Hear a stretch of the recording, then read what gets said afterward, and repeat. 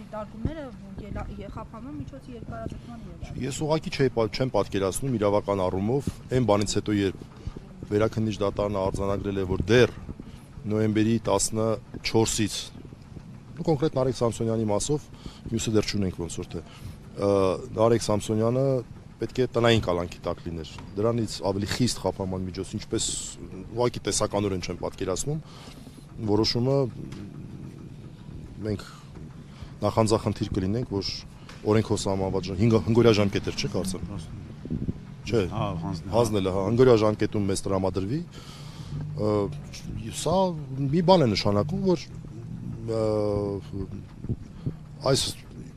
այս որոշումը նշանակում է որ ինչ ուզեն ում նկատմամբ ուզեն ինչ ուզեն կանեն սա է նշանակում Ամերիկյան նախորդին դուք խոսում եք այս կոլեկտիվ պատասխանատվության ենթարկելու դատարանի դիրքորոշման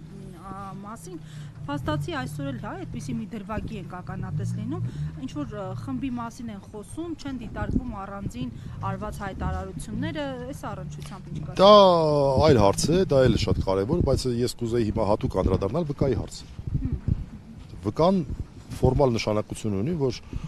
դե ինչ որ մարդ կա, որի վրա տեսականորեն կարելի է ազդել, անհասկանալի ինչի։ Մենք վերեցինք չգիտենք ինչ իմանանք։ Մենք վերեցինք հիմնավորում առայն, որ այդ մարդը ուղիղ նշել է, ուղիղ իրենց մոտ մեր գրածը չի իրենց գրածն է, որ ես այդ երկու հաղորդումների, իսկ մեղադրանքը բացառապես երկու հաղորդումների է վերաբերում։ Մարդը չի դիտել։ Ալեն Սիմոնյանը կարգավիճակ ունի, այս գործընթացին։ Կարգավիճակ չունի, չէ, վկան չէ, մենք գիտենք, անուն-ազգանունը գիտենք, բայց այդ մարդու մասին որևէ այլ տեղեկություն չունենք։ Եվ դատարանը նաև դա եմ համարում ոչ ընդունելի մոտեցում եւ այս դատավարությունը չգիտեմ այլ կերպ կարելի է բնութագրել քան ընդամենը ձևականություն եւ ֆարս Դուք հավելելու բան Չէ, չեմ հավելելու